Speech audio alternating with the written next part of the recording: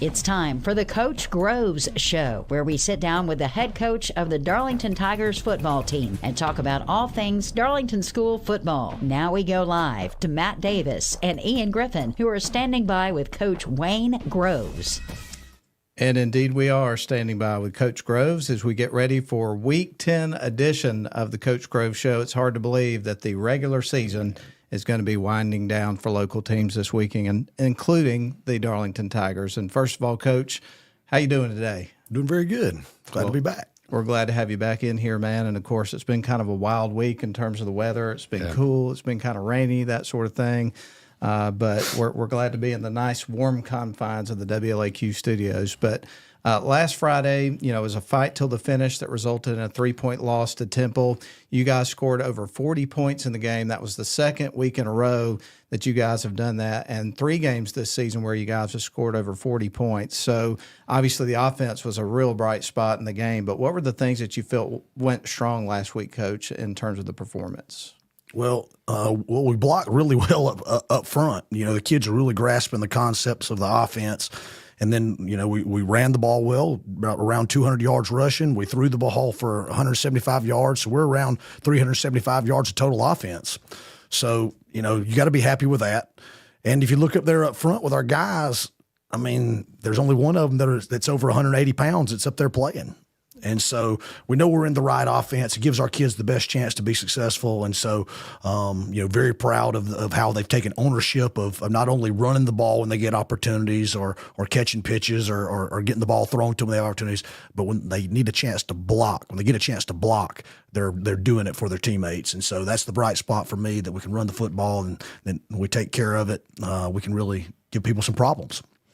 Well, Coach, one running back who took advantage of all that hard work from your offensive line and the other backs out there blocking was Miles Twyman. He did a little bit of everything, earning the Honeymoon Bakery Icing on the Cake Player of the Game. He had a 90-yard kickoff return for a touchdown, got another one on a 10-yard run. I think he had over 250 all-purpose yards, did a great job catching the ball downfield. So talk about Miles' performance and how he's finished this senior season strong after an injury in the opening game. Yeah, well, that's what Miles can do for our team, and we've definitely missed that spark that he brings on the games that he's been out. And I don't know if he's 100%, but he's pretty close. He took the kickoff return at the sideline. Yeah. If that's not 100%, then maybe he can be this week and be a little faster. I don't know. But, he was rolling. He was rolling at the sideline, but that's just what he brings. He's a hard worker. He's a competitor. And we expect him to make plays in ball games. And so hopefully he's going to be a factor in the next couple of weeks in the playoffs and all that, and just keep doing what he's capable of doing. But, very good performance on Friday for sure. Well, Coach, as we move through our questions here for the first segment, of course, whether you win or lose, obviously every week it's back to the drawing board to kind of tweak some things and figure out areas where you can improve and things of that nature. So when you went back with your coaching staff over the weekend, looked at the film and started putting your game plan for this week and areas that you guys can improve, what were you looking at? What's been the emphasis this week in terms of trying to finish strong coming up this weekend? Well, we got to get better on defense for sure. We didn't play well up front. D-line and linebackers last week, we didn't play well. We didn't do a good job of playing blocks. Not all the time. It's hit and miss. We got trapped up front a couple of times. They ran midline on us a couple of times. Linebackers scraped a little wide a few times on power and buck sweep, which the ball cut back inside of us, and they got some big plays on. So just those little details. We're not. We're just going to keep coaching it, keep correcting it, keep working the drills at practice that are going to help emphasize the right way to do things, and just keep moving forward. And so we still haven't played our best football on both sides, and so that's the goal. And so the energy of our team's been really good. They understand, they see the film, they see what we're deficient at, and they're working hard to correct it. And so as a coach, that's all you want. We just want to continue to improve, continue to work hard every day at the things we need to. Coach, when we opened up, Matt was talking about how it's cooled off. There's been some rain in the forecast, for a good part of this week. Has that forced you to change anything as far as your routines for practice? And then, what's been the vibe of the team? It's senior week or senior night that's coming up Friday night. So tell us the mental state of the team and if your schedule's been affected at all by the weather. Well, the energy of the team has been really good. Nothing really rattles this team. They go back to work and they're focused on, okay, Coach, what can we do to get better? And so that's what we've been doing. Monday's weather was a little bad at Darlington. It poured rain for a long time, and so we were forced to go inside on Monday. We went to the old gym, which it's turfed in there. We've talked about that before. You can't really do a lot of pass game stuff, but you can work your run game, run fits on both sides, and you can work your special teams operations and things like that. You didn't necessarily punt the ball, but you can work your blocking and on punts and PATs and things like that. So we were able to do that on Monday, and then we didn't know if we were going to be able to get out on the field either Tuesday or today, and we were able to get out and get our full practice Tuesday today. I had a light little drizzle today, but for about 45 minutes, but it was fine after that. So we got some really good work, and I feel really good about going to the game, about our team being improved from last week. So, we're ready for Friday. Well, we're super excited about that. Of course, in our last segment of the show, we're going to dive into the matchup quite a bit. It's going to be Darlington and Bremen coming up on Friday. We're looking forward to chatting about that. But coming up in our next segment, we're going to have our getting to know coach question of the week, which we're excited about that. We'll start the segment off by talking about the black shirts, which is something we look forward to each and every week. And then also we want to talk to you a little bit about the, Tate Ratledge retirement ceremony for his jersey that took place for the game. That was really a special moment. Yeah. And we were going to talk to you a little bit about the interaction that y'all got to have with him that night, and maybe even other times that weekend. But we're going to talk about that and more. But this is the Coach Grove Show. Hard to believe it. The regular season will be winding down this weekend. And then, of course, it'll be time for that third part of the season. But first things first, we'll take a break. We'll come back. We'll keep the conversation going.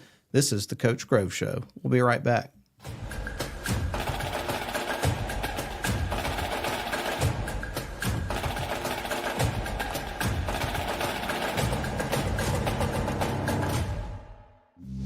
Are you shopping for a new car, truck, or SUV? Riverside Auto Group has a location to meet your needs. Browse their selection online at riversideautogroup.com or visit with them in person at Riverside Chevrolet GMC in Rome, Riverside Toyota in Rome, Riverside Nissan in Rome, or Riverside GMC Cadillac in Cartersville. Locally owned and operated by the Welburn family since 1974. That's Riverside Auto Group.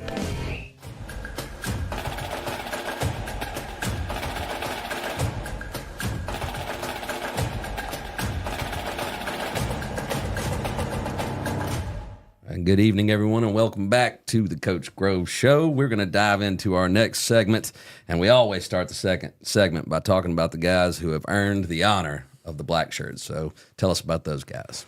All right, on offense, and he's done a great job all year of carrying the ball, but we want to give that black shirt to the kids that do the best blocking. And so one of our A-backs, junior Bo Powers, had a really good ball game, obviously toting the ball and doing some things, but takes really great pride in his blocking. And so we want to reward that. So Bodie gets the black shirt for offense.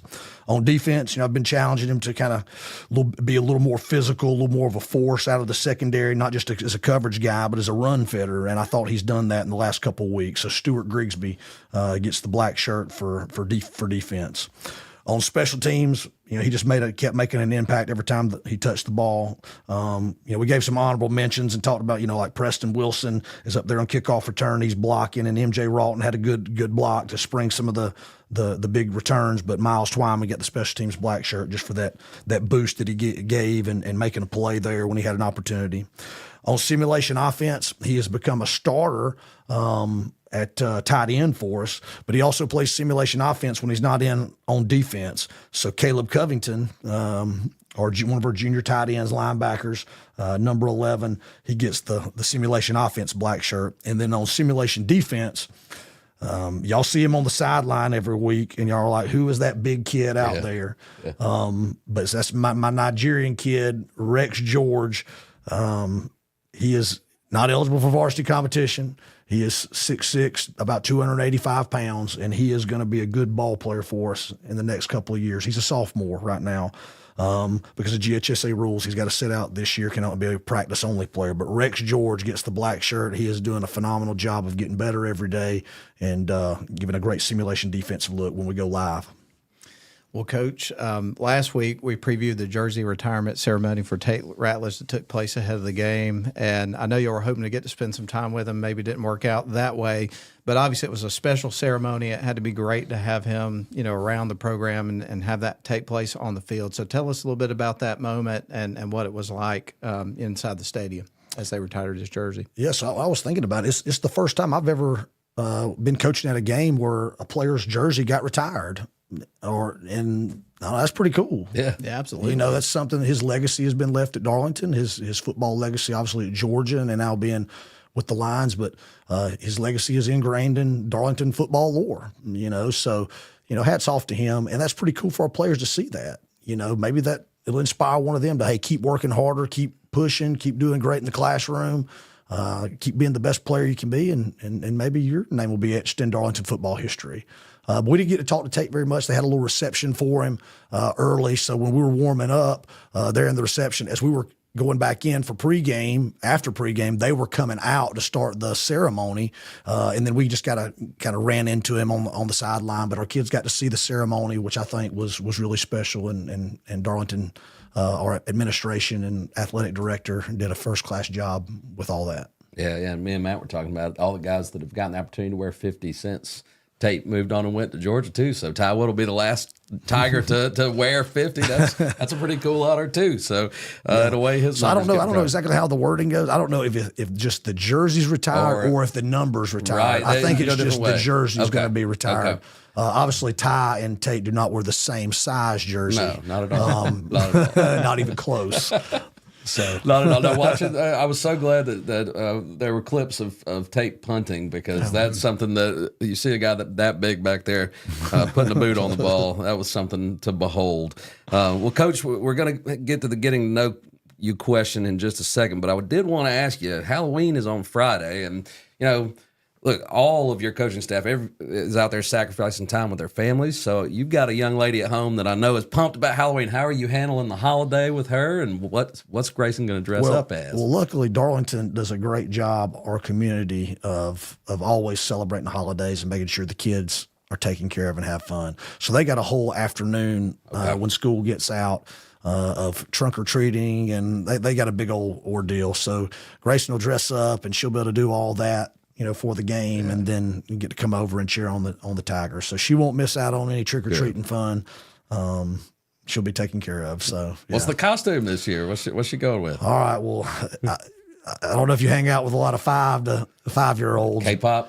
She is going. Oh, man. You already knew it. I knew it, man. She is going K-pop, Demon Hunter, Rooney. I think that's how you pronounce that, Rooney. What does that mean? I don't know what that is. Buddy, it's remember Frozen? Do you remember how big never it's seen that Frozen, level, man. believe We're it or talking not. Well, it's the full number tears. 1 grossing movie on Netflix all time. Okay. But it's a kids movie. I saw the name and I was like, I don't know about this, but there really is a good message to it.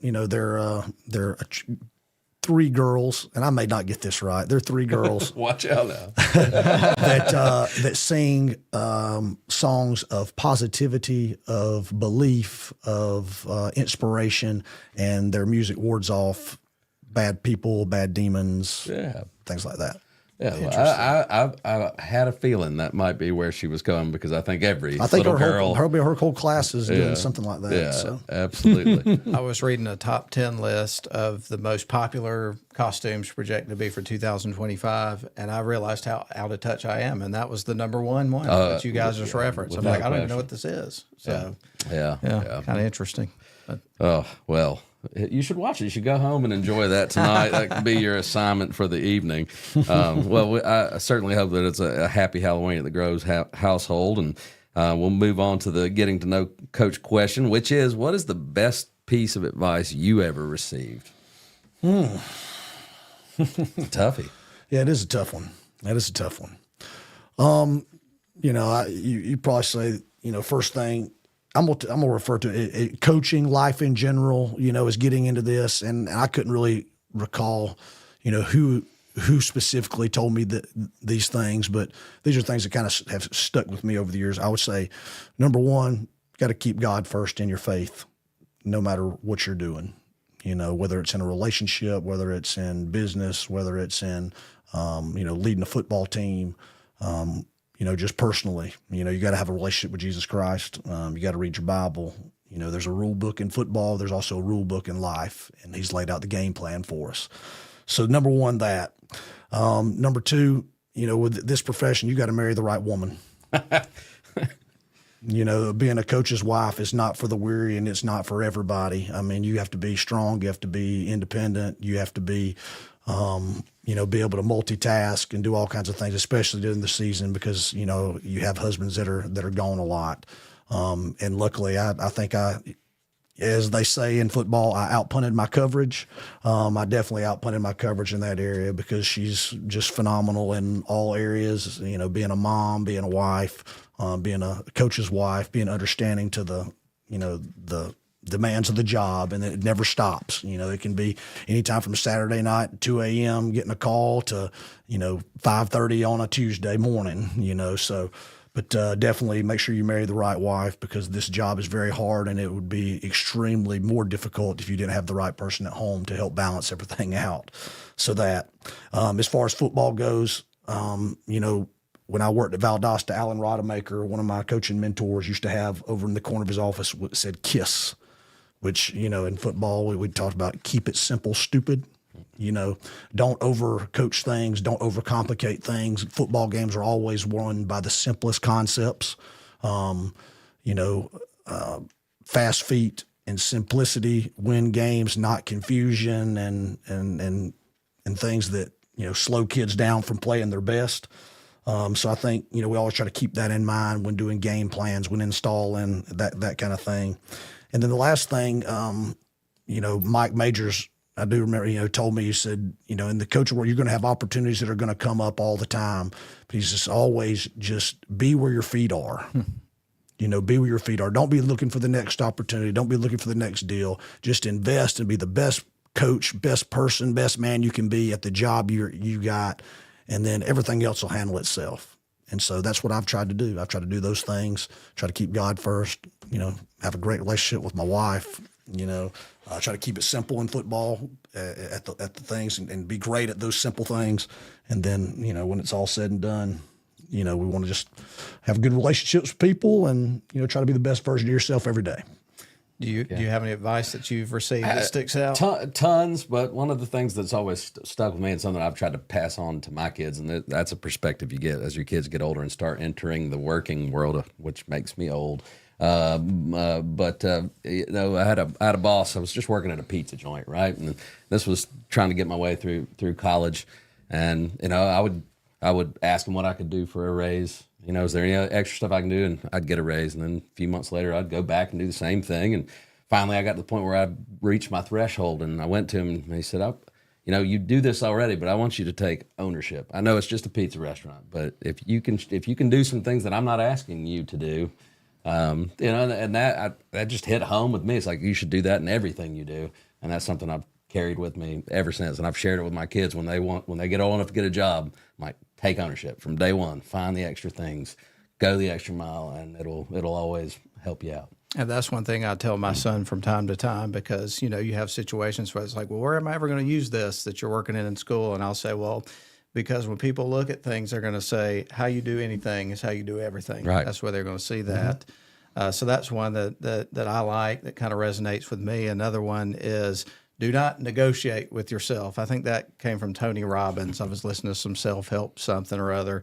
But, like if you're going to get up and go work out in the morning or something like that, the second you start negotiating with yourself whether or not you're going to do it, your chances of actually getting out and doing that thing, whatever it is, they go down exponentially. So do not negotiate with yourself. And then my dad said this to me, and it took me a while, because I think in some respects, I don't really like the way it's worded necessarily, but when people say fake it till you make it, I think that really when people say that, what they mean is start where you are. Right. Because, when you get started in broadcasting, whatever, everybody's green when they put the headset on, they first start to do that sort of thing.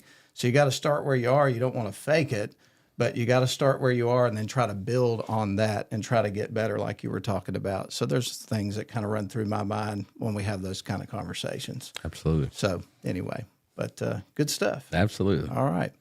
Well, that's going to wrap up this segment. We've got one more segment left to come, and it is going to be all about the upcoming opponent. The last regular season game is coming up, and it's against the Bremen Blue Devils. So we're going to talk about it when we come back. This is the Coach Grove Show. We'll be right back.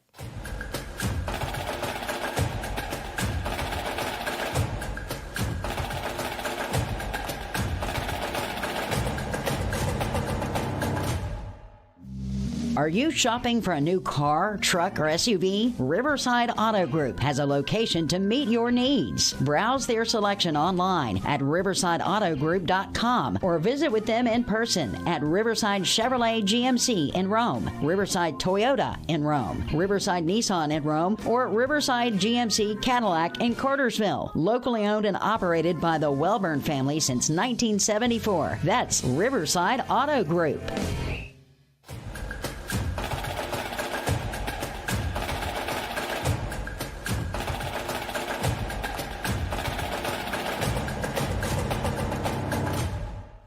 All right, folks, we welcome you back into the final segment of the Coach Grove Show. In the break, we were talking about Thriller. Then we ended up on topics you couldn't believe how much we talked about in 30 seconds. Covered a lot of we ground. came back from the break. But anyway, we'll go ahead and jump into our final segment with the coach. But, of course, you guys host Bremen Blue Devils this week. They've been a perennial playoff team for a number of years. They've really built a reputation on being a hard-nosed, just really tough football team. So what do you see as the strengths and the challenges that this Bremen Blue Devils team presents this year, Coach? Well, they're a little unorthodox in the fact that they do a lot of crap on offense. They do a lot of stuff. It seems like every formation is some type of unbalanced, tackle-eligible type formation. So you got to be very good at identifying formations and seeing personnel groupings when they come out on the field, but two, when they break the huddle. Lots of motions and shifts and things like that. And then on defense, they're very multiple. They try to blitz a lot. There's some 3-3 stack. There's some 4-man, 4-2 front stuff. There's some cover 3. There's a lot of man free. And so they're taking chances. They like to be feast or famine on defense. Sometimes they know they're going to give up some big plays, but they're going to blitz anyway. And sometimes they'll hit you for a loss and get the blitz home. And so, that's kind of how they operate. But, so you got to be on your P's and Q's. You got to be ready for obviously all the blitzes and all the moving around, and then being able to ID those formations when they break the huddle on offense. Well, Coach, we were talking when you walked in. It seems like almost every team has a lot of size up front on that line of scrimmage, but who are some of the standout players from this Bremen Blue Devils team this year? Yeah, so you got quarterback number 1. He was a starter last year, Eli Brock. He's 6'3", 185-pound junior. Then you got D lineman, O lineman, number 6. He's also played some offensive line, number 73.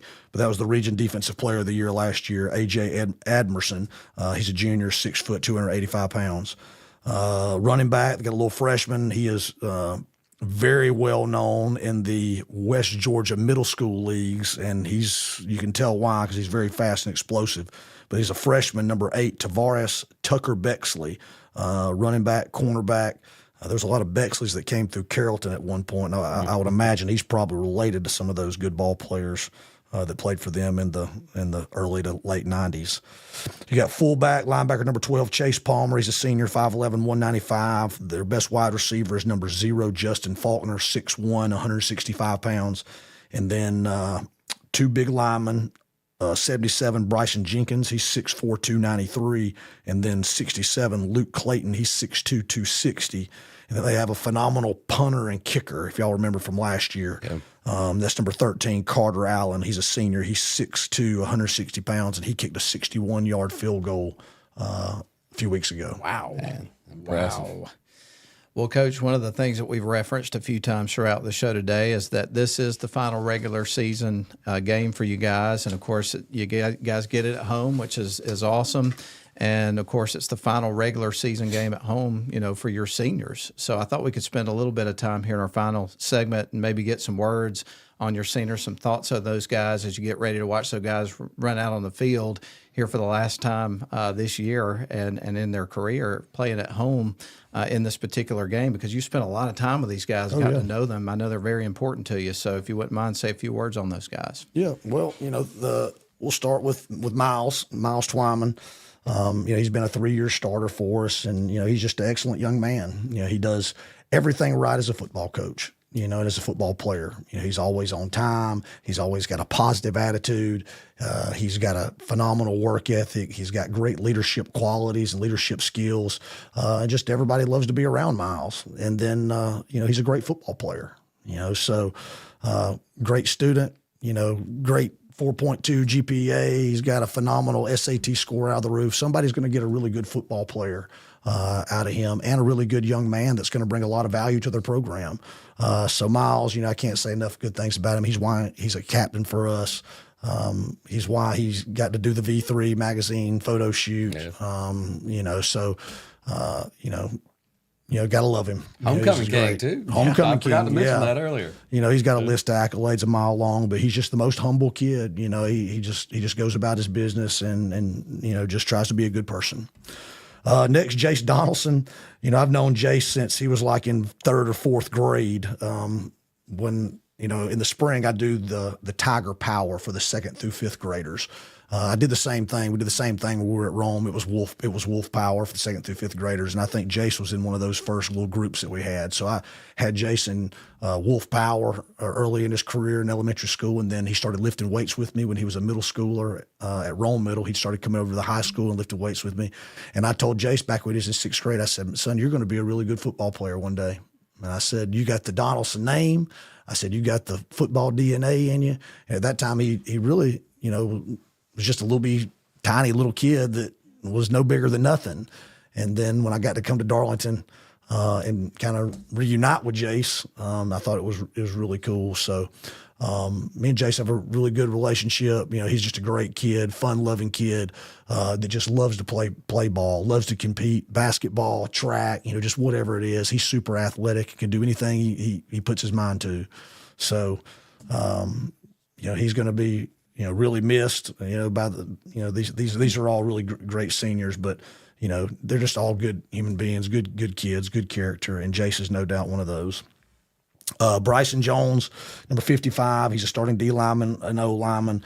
Bryson was like a rec football phenom. He was a running back when he was younger, and then I think did some in middle school. When I got there, he wasn't playing football. He didn't play his freshman or sophomore year, but we had him in strength and conditioning classes, and he worked really hard in there, and so he got really strong.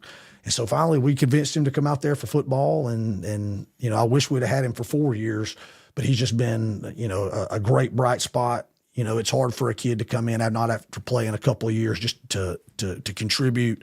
And that just shows about his work ethic and willing to learn and willing to, put in extra time. During the summer and the spring, I'd look out there some afternoons and he's out there doing cone drills and doing football drills, and nobody else is out there with him. So Bryson, again, another great kid, a great person, great heart, and I'm glad he's been with us. The 4th one is Ade Desalu.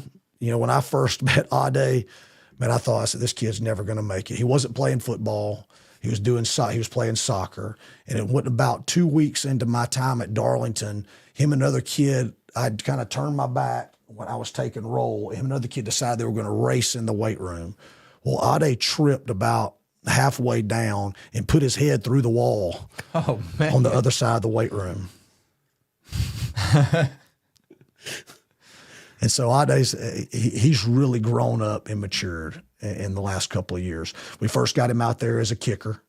Obviously he's done really well at kicker because he's been our starting kicker for 3 years now. But then toward the middle to end of his junior year, he wanted to start playing a position. So we start letting him play a little tight end, play a little defensive line, and then he's turned into a really good ball player. He's one of those kids that had never played before. He's from Nigeria, came here to play soccer, but we got him out there, and he started lifting weights and was good at it. And got really strong. He's a 260-pound bencher. He's a 350-pound squatter, but just kept working hard and turned himself into a good football player. And so Ade's been a really valuable asset to our team in a lot of different ways. And then you got the 5th senior, you got Wyatt Swamp Wood. your fellow Florida Gator fan. Now, Swamp played his freshman year, did not play his sophomore year, did not play his junior year. He's a lacrosse player too, and he's committed to play college lacrosse. He's going to Averett College to play college lacrosse. But he didn't play till halfway through his junior year, and he came to me and he asked me if he could come out. And I said, yeah, you can. I'll let you come out. I said, there's going to be some stipulations, and they were pretty tough, but he agreed to it. But I think that's what helped him set up for this year. Is he got to finish last year. He got that coaching. He got that practice time on the field, and now he's a starting defensive lineman for us as a senior. And I wish he was younger, because he's just now starting to really get it and really starting to play well, like he's capable of playing. But he's really been a bright spot. He's a great kid, funny kid. Everybody loves to be around him. He's got a mullet, and he loves country music, loves to cut up, so, and then loves good rock and roll. He requested Dire Straits the other day. Oh, man. Nice. Very nice. And I said, any particular song? Soldiers of Money Swing? for nothing. He wanted money Yeah. for nothing. Yeah. So Swamp, you got to love Swamp. He's a locker room, favorite, but a great young man too. And then you got Crawford Pettit. So Crawford, I don't know if Crawford played in middle school, but he didn't play at all his freshman, sophomore, junior year, and they decided to come out this year. We had Crawford in the weight room. Another really strong kid. He's about a 300-pound bencher, 400-pound squatter. And so we thought, well, Crawford will get you out there playing linebacker, get you playing some running back, be back, and did a phenomenal job. Had perfect attendance in the summer, didn't miss anything, was really learning his position. In the first ball game, went over 100 yards, and then he broke his foot. Yeah. So I hated it for him. I told him, I said, well, one bright spot, you can say that you never had a high school game where you didn't rush over 100 yards. That's right. I lied. And nobody would ever know any different. But Crawford is a great young man. Again, he's another one that we got out late that we wish we'd have had for 4 years, because he would have been a really special player, I think. But yeah, Crawford Pettit. And then my last senior is Harrison Inman. Harrison played his freshman year, and then played his sophomore year, took his junior year off. Now, Harrison is talented in a lot of different areas. He's talented in the school singing group, the Darling Tones, I think is the name of that group he's in. He's involved in theater. And then he's been in our strength and conditioning classes for his whole high school career, and he's gotten really strong. And so we got him back out there his senior year. He's working his tail off and getting ready. And the first week we're in full pads, he ends up breaking his leg. And so he's been out the whole senior year. We were really looking forward to him playing some offensive line, playing some nose, playing some defensive line. But what value he brings is he is he's super strong in his faith. He's a great young man, so he brings a lot of positive energy to the locker room. He's got a lot of quiet confidence that a lot of people get to see out of him around us. And then he's just a good young man to be involved in the program. But we really hated that he didn't get to really play and contribute. But he's been there as much as he possibly can as he's rehabbed his leg, and he's the best positive teammate on the sideline. He's always encouraging and motivating guys, so he's making an impact that way. Okay. So those are my seniors. Great group. They're all going to be, they might not all play college football, but I tell you what, they're all going to be. They're all going to be good husbands. They're all going to be good dads. They're all going to be good workers one day, and they're going to be successful no matter what they do, because they bought into the Darlington philosophy. They work hard. They do everything right. And I know that's going to transition over to being a successful adult. Heck yeah. That's awesome. Thank you for sharing those thoughts on your seniors with us. Great group of kids, and we enjoyed hearing about it. Know that the viewers and listeners enjoyed hearing about that as well. Well, we are running rapidly out of time, so Ian, we got a couple more questions. That's right. To get in before we wrap up. That's right. I know you mentioned all the pre-snap movement and crap, as you so eloquently put it, that you got to watch out for it. But what are the keys to success for you guys to get the win on Friday night? And then, of course, I need to know what those unis are going to be. Yeah. Well, we've got to make sure that we identify those formations first and foremost. We've got to do a great job taking care of the football, like we always preach. And then we want to rally behind these seniors. we really want to get the motivation behind these seniors. And that's been a rallying cry this week for the whole team, that we have to practice well, we have to meet well, we have to watch film and make corrections well, because this is the last time these seniors get to play at Chris Hunter Stadium. And I think sometimes these kids think they have unlimited games, and I try to remind them that this thing has an end. You're going to play your last game at some point, and nobody knows when it could be. But these seniors know this is going to be the last time they play at Chris Hunter Stadium. And so we want to do everything we possibly can this week in this ball game at the practices to help those guys be successful on Friday night. And so that's what we want to do. We want to send these seniors out on a good, positive note. We want to have a great crowd there. And we've had great crowds at our home games. But we need people to rally behind these seniors, rally behind this team, and get ready to pull us through. Heck yeah. And the And they're unis? going to look good doing it, too. Well, it's senior night, so it's senior choice. What'd they pick? They want to wear purple on purple. All right. I knew it. So we're going to go with the purple on purple, All right. and hopefully that's going to get us a great senior night for these guys. Heck yeah. Yeah, I think the last thing to say is go Tigers. Go Tigers. Go Tigers. Finish strong. And then, of course, the playoffs will be not the weekend after that, but the weekend after. Did I say that right? Yeah, there's like a bye week in between in there. Kind of an interesting setup in terms of the schedule, so be on the lookout for that. So we won't have a show next week, but we will the following week. And best of luck to the Tigers this weekend as they try to finish strong on senior night at Chris Hunter Stadium against the Bremen Blue Devils. So, Coach, great show today. Thank you for your time as always, man. We enjoyed talking about Darlington Tigers football and some other stuff sprinkled in there as well. Well, that's going to put a wrap on it for today, folks. We appreciate you tuning in for the Coach Grove Show. We hope you have a great weekend, and go Tigers. So long. Thank you for tuning in to this week's edition of the Coach Groves Show. We invite you to join us again next week as we discuss all things Darlington football with head coach Wayne Groves. Go Tigers!